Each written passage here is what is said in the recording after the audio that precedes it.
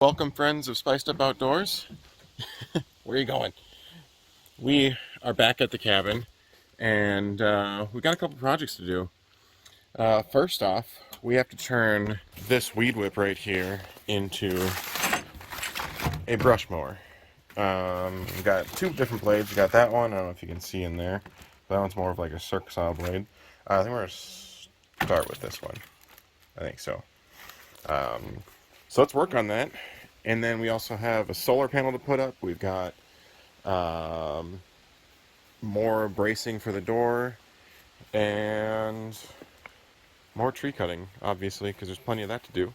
So Duke's going to want me to toss his ball, and we're going to get working on this project. So next project, whoa, crazy here, or what's left of it. Next project is putting reclaimers on the exhaust vent. I'm trying to keep as much heat in the cabin from there as possible. So what we're going to do is also get some fire bricks to put on top of that. But this is what they look like.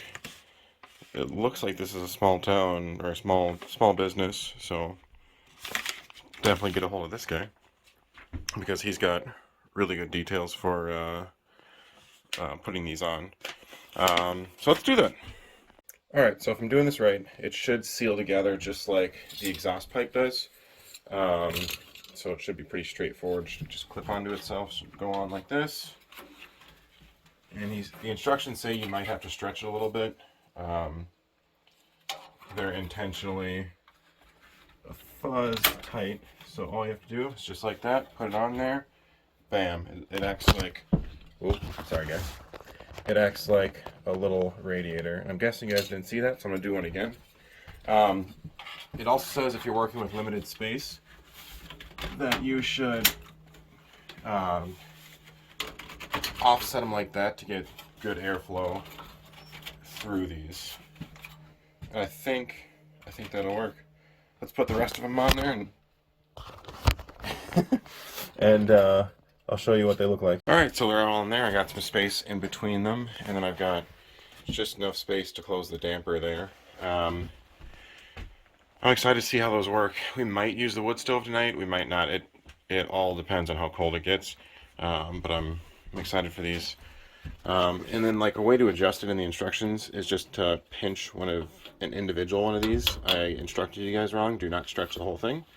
So this one was a little loose, and then I just pinch together one of the little bulb things there. Oh my goodness, if you do not stop with that ball.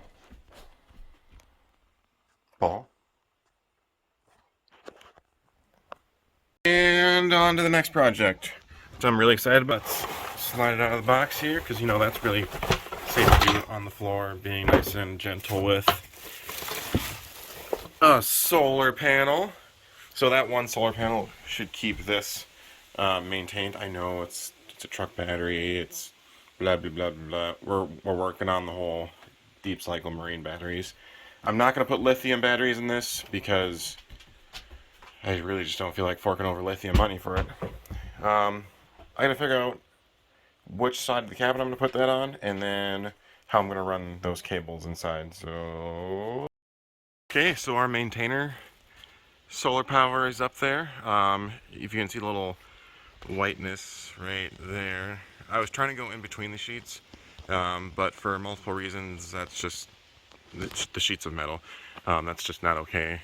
Starting with that wire will be resting against a sharp metal edge, and eventually it'll wear away and mess up things, short circuit it by grounding out to the building.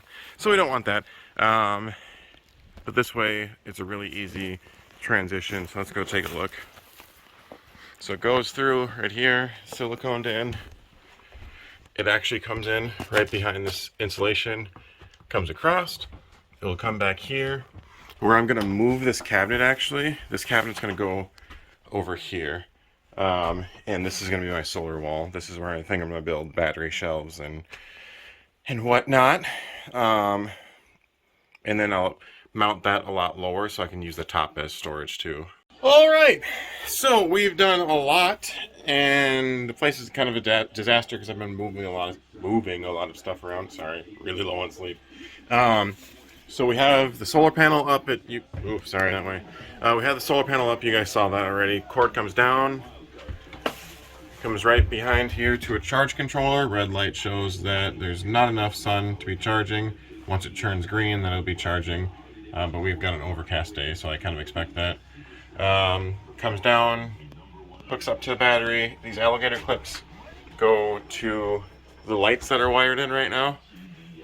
Eventually I'll have a switch box here, and then once I build a shelf here for the batteries themselves, there will be a deep cycle battery rack, a master power, a power inverter, and a way bigger solar panel outside.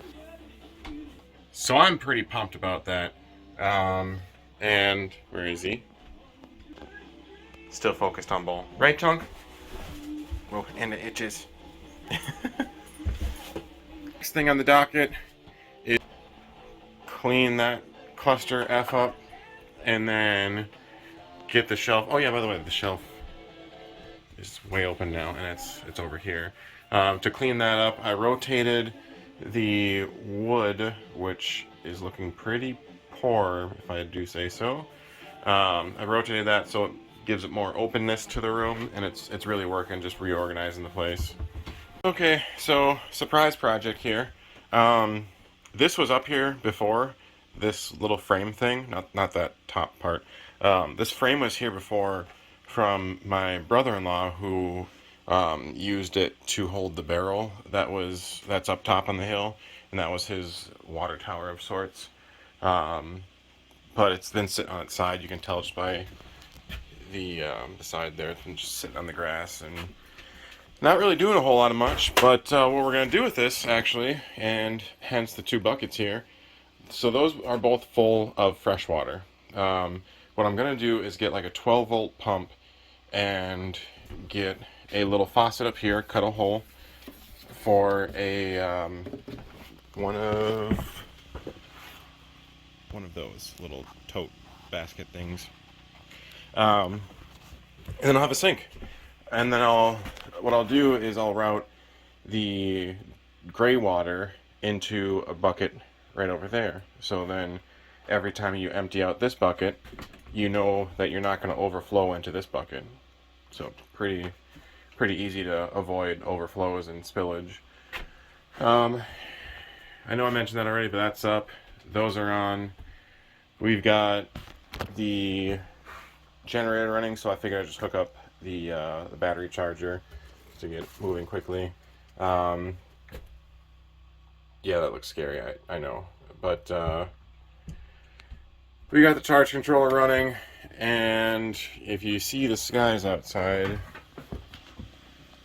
oh, we got some space in the clouds, but not a whole lot.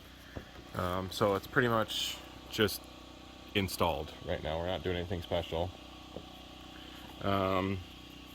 Yeah, I've got a couple brush piles I need to take care of, and I'm not going to work anymore on that trail for right now until it dries out a little bit. The cabin got a couple inches of rain, so that pretty much screwed the pooch on that being as dry as it was. But next up is food time. And last time I was really lazy with food. This time I'm not going to be lazy. Tonight is Philly night. We're making Philly cheesesteaks. Just like on ice fishing, actually. So I should probably get going on that because I'm starving over here.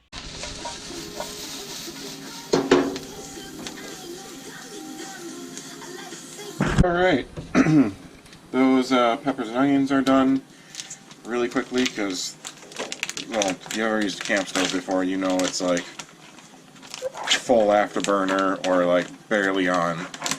There is really no happy medium. But next up, I have not used this meat before, so, oh, it's even pre-portioned in even 3 servings. Look at that. Oh, there's a seasoning packet.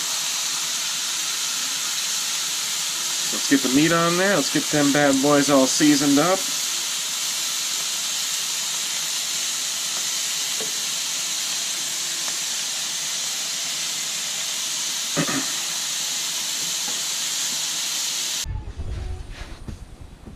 Okay, so I forgot to show you guys a lot, actually. So what I did is I browned the meat, seasoned it, then I took the peppers and onions and sprinkled them on top, and then I put I use thins as far as cheese goes, because I don't want to tempt fate with my belly.